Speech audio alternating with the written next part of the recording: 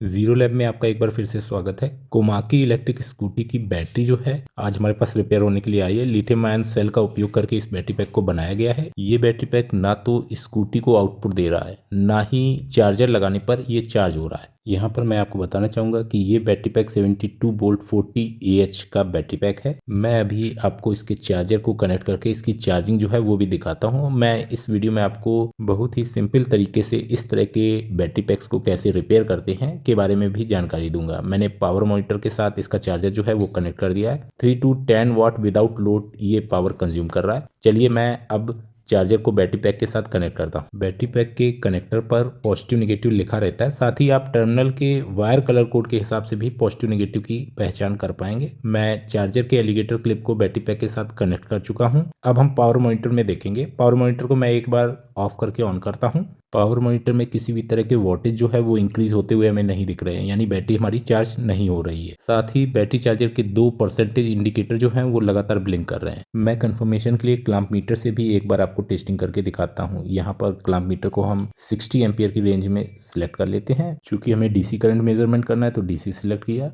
और इसे 0 कर लिया। इसके बाद अब हम यहाँ पर करंट का मेजरमेंट करते हैं। आप देखेंगे क्लैंप मीटर में इस समय 0.11 एम्पियर दिखा रहा है। इससे हमें ये कंफर्म होता है कि हमारी बैटरी चार्ज नहीं हो रही है। इस तरह के लिथियम आयन बैटरी पैक्स को रिपेयर करने के लिए मेरे द्वारा बताए गए सारे प्रोसेस को आपको स्टेप बाय स्टेप फॉलो करना है। अब नेक्स्ट स्टेप में हम बैटरी के टर्मिनल पर आउटपुट वोल्टेज जो है वो टेस्ट करने वाले हैं। मैंने यहाँ पर डीसी रेंज में मल्टीमीटर को सिलेक्ट कर लिया है। मल्टीमीटर की बैकलाइट मैंने ऑन कर दी है। चलिए टर्मिनल पर बैटरी के आउटपुट वोल्टेज जो है उसे हम मल्टीमीटर में टेस्ट करते हैं। यहाँ पर आप देखेंगे बैटरी के आउटपुट वोल्टेज जो है लगभग 60 वोल्ट मल्टीमीटर में दिख रहे हैं। जबकि अगर ये बैटरी पैक सही होता तो मिनिमम हमें 68 से लेके 70 वोल्ट तक का आउटपुट मिलना ही चाहिए था। चलिए बैटरी पैक को ओपन करने के लिए इसमें लगे स्क्रूज को हमें अनस्क्रू करना होगा। जैसा कि आप देख पा रहे हैं हाउसिंग का कवर जो है उसमें सारे स्क्रूज को मैंने अनस्क्रू कर दिया है। अब मैं बैटरी पैक को खोलकर आपको दिखाता हूँ।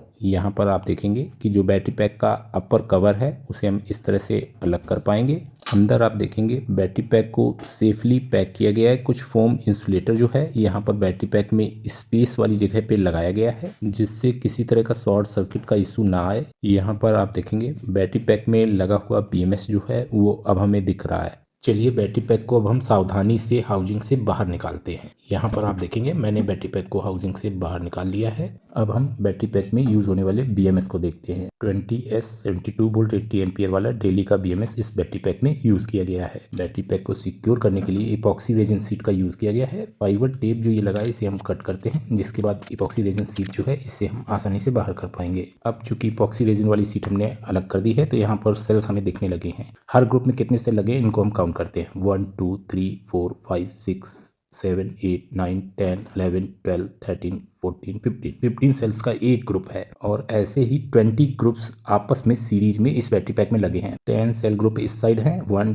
2 3 4 5 6 7 8 9 और 10। बिल्कुल इसी तरह से 10 ग्रुप्स बैटरी पैक में दूसरी साइड भी लगे हैं। मैं आपको दूसरी साइड के ग्रुप्स जो हैं उनको भी दिखाता हूं। हमें बैटरी पैक को घुमा कर रखना होगा। आप देखेंगे यहाँ भी फाइबर टेप जो है वो लगा है, जिससे मैंने कट कर दिया है। इपॉक्सी रेजिन शीट निकल गई है। आप देखेंगे जिस तरह से उस साइड सेलों के ग्रुप्स आपस में सीरीज में थे उसी तरह इस साइड भी है, जिन्हें हम अपने मल्टीमीटर से सभी 20 ग्रुप्स के आउटपुट वोल्टेज की टेस्टिंग करेंगे, जिससे हमें ये पता चल पाएगा कि इस बैटरी पैक में कौन कौन से ग्रुप्स खराब हैं। बैटरी पैक के सभी ग्रुपों की वोल्टेज रेटिंग का टेस्ट करने के लिए बैटरी पैक को अब हम सीधा इस तरह से रखते हैं, जिससे कि BMS की बैलेंसिंग वायर जहां पर कनेक्ट है वहीं पर हम वोल्टेज की टेस्टिंग कर पाएं। आप देखेंगे बैलेंसिंग वायर को सिक्योर करने के लिए पेपर शीट लगाई गई थी, जिसे मैंने निकाल दिया है। अब हम BMS का ब्लैक वायर जहां पर कनेक्ट है, जहां से पहला सेल का ग्रुप हम काउंट करेंगे, वहां पर से टेस्टिंग जो है वो करना चालू करेंगे। तो हमें इस बैटरी पैक को घुमा कर रखना होगा, क्योंकि इस साइड पे ब्लैक वायर नहीं है।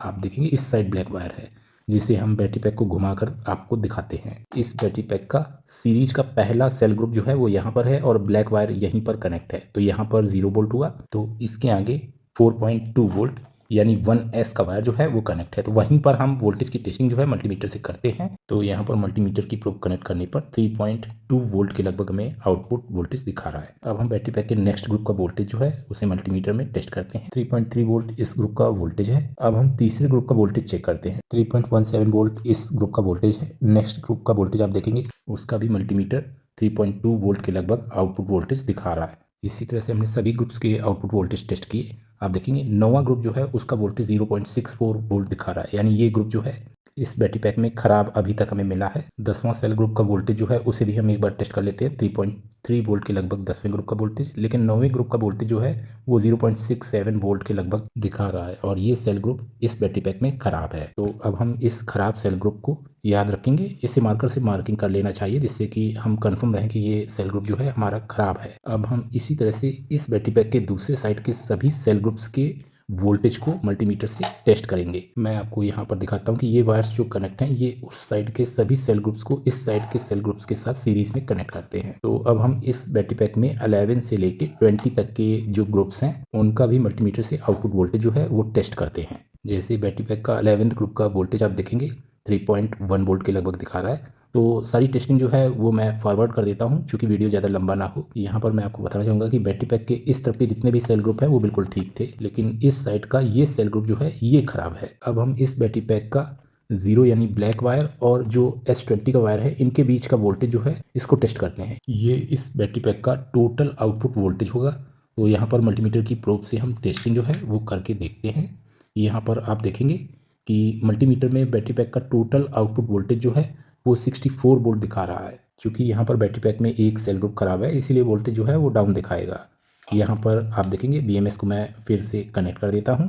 इस तरह से हमने BMS में जो बैलेंसिंग वायर हैं उनके कनेक्टर को पहले की तरह कनेक्ट कर दिया है और BMS पर आउटपुट वोल्टेज जो है वो हमें कितना मिलता है यहाँ पर आप देख पाएंगे मल्टीमीटर में 62.3 वोल्ट शो हो रहे हैं। ऐसी स्थिति में BMS under voltage protection mode में चला जाएगा और हमें आउटपुट नहीं मिलता है।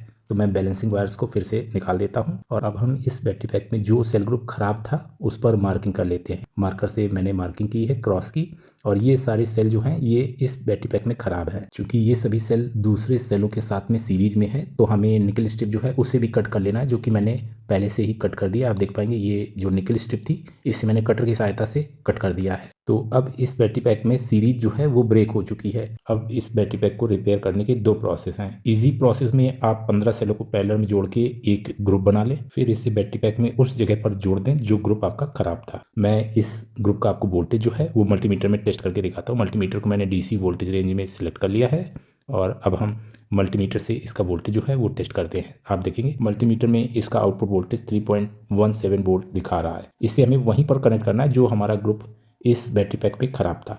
तो मैंने ख़राब ग्रुप को इस बैटरी पैक की सीरीज़ से डिस्कनेक्ट कर दिया था, तो उसी के आगे से हम सीरीज़ बनाएंगे। यहाँ पर आप देखेंगे मैं इसे सोल्डिंग कर देता हूँ। यहाँ पर मैं आपको बताना चाहूँगा कि मैंने इस बैटरी पैक को रिपेयर करने के दोनों प्रोसेस आपको बताए हैं। आप साइड स्क्रीन में देख पाएंगे मैंने इन सेलों को हटाकर नए सेल भी प्लेस किए थे जिसे मैंने स्पॉट वेल्डिंग के द्वारा बैटरी पैक में कनेक्ट किया है। लेकिन हमने यहाँ पर अलग से सेलों का ग्रुप बनाकर इस तरह से भी बैटरी पैक को रिपेयर किया था, जिसके बाद बैटरी पैक प्रॉपर वर्क कर रहा था। मैं अभी आपको आगे टेस्टिंग करके भी दिखाऊंगा। और बैटरी की हाउसिंग में लगभग इतना स्पेस जो है वो एक्स्ट्रा है जहाँ पर इस सेल ग्रुप को हम सिक्योरली रख सकते हैं। तो इस तरह से भी बैटरी पैक को रिपेयर किया जा सकता है। चलिए अब हम बैटरी चार्जर को कनेक्ट करके चार्जिंग जो है वो टेस्ट करते हैं। यहाँ पर पावर मॉनिटर में आप देखेंगे जब हमारा चार्जर बैटरी के साथ कनेक्ट नहीं होता है या चार्जिंग नहीं कर रहा होता है तो ऐसी स्थिति में पावर मॉनिटर में पावर कंजम्पशन 2 से 10 वाट के बीच ही रहता है। चलिए अब हम बैटरी पैक को चार्जर से कनेक्ट करके पावर कंजम्पशन देखते हैं। यहाँ पर बैटरी पैक का जो कनेक्टर है वहाँ पर हम चार्जर के एलिगेटर क्लिप जो है उन्हें कनेक्ट करते हैं, जिसके बाद पावर मॉनिटर में हम पावर कंजम्पशन देखेंगे। साथ ही हमें ये भी पता चल पाएगा कि बैटरी पैक हमारा रिपेयर हुआ है या नहीं हुआ है। यहाँ पर आप देखेंगे इस तरह से मैंने बैटरी पैक के साथ चार्जर को कनेक्ट कर दिया है। अब हमें चार्जर को एक बार रीस्टार्ट करना होगा। तो यहाँ पर पावर मॉनिटर में आप देख पाएंगे मैं चार्जर को एक बार रीस्टार्ट करता हूँ। इस तरह से आप देखेंगे अब हमारा चार्जर जो है वो रीस्टार्ट होता है। उसके बाद कितने वोल्टेज पावर कंज्यूम करता है पावर मॉनिटर में आप देख पाएंगे। यहाँ पर आप देखेंगे 950 वाट के करीब इस समय हमारा पावर मॉनिटर में चार्जर द्वारा पावर कंजम्पशन दिखा रहा है, यानी बैटरी पैक अब हमारा चार्ज हो रहा है। चार्जर में भी जो एलईडी इंडिकेटर्स हैं वो हमें चार्जिंग शो कर रहे हैं, जो कि आप यहाँ पर देख पाएंगे। इन इंडिकेटर से बैटरी के वोल्टेज लेवल का भी इंडिकेशन हमको मिलता है। तो इस प्रोसेस में हम क्या करते हैं कि अलग से सेलों का ग्रुप बनाकर जो डेड सेल ग्रुप्स होते हैं उनकी जगह पे आप रिप्लेस कर सकते हैं। लेकिन एक से ज़्यादा अगर ग्रुप खराब है और बैटरी की हाउसिंग में इतना ज़्यादा स्पेस नहीं है तो आप इस प्रोसेस से बैटरी पैक को रिपेयर नहीं कर पाएंगे।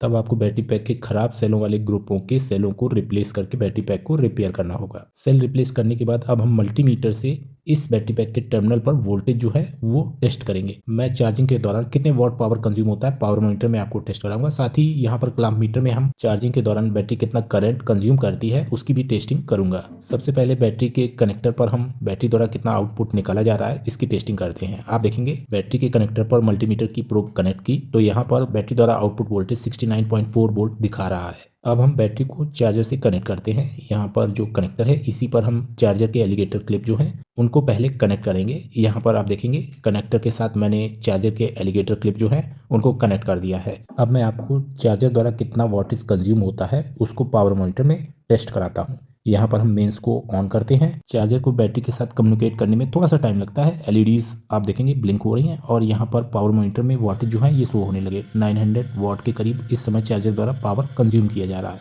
चार्जर में एलईडीज इस तरह से लेवल इंडिकेशन शो करती हैं और पावर मीटर में आपने वॉटेज कंजम्पशन देख लिया है। अब मैं क्लैंप मीटर से कितना करंट बैटरी कंज्यूम कर रही है उसकी भी टेस्टिंग कराता हूँ। क्लैंप मीटर को मैंने डीसी एम्पियर टेस्टिंग रेंज में लगा लिया है। क्लैंप मीटर में 10 एम्पियर का करंट जो है वो बैटरी द्वारा कंज्यूम किया जा रहा है। मैं क्लैंप मीटर की बैकलाइट जो है उसे ऑन करता हूं जिससे आपको क्लियर हो सके। आप देखेंगे 10.13 एम्पियर करंट जो है बैटरी इस समय चार्जिंग में कंज्यूम कर रही है। तो इस तरह से इलेक्ट्रिक स्कूटी या इलेक्ट्रिक बाइक की बैटरीज जो कि डेड हो जाती है उनको आप बड़ी आसानी से रिपेयर कर सकते हैं। उम्मीद करता हूँ ये वीडियो आपके लिए हेल्पफुल रहेगा। आज के वीडियो में इतना ही। Thanks for watching. Have a nice day.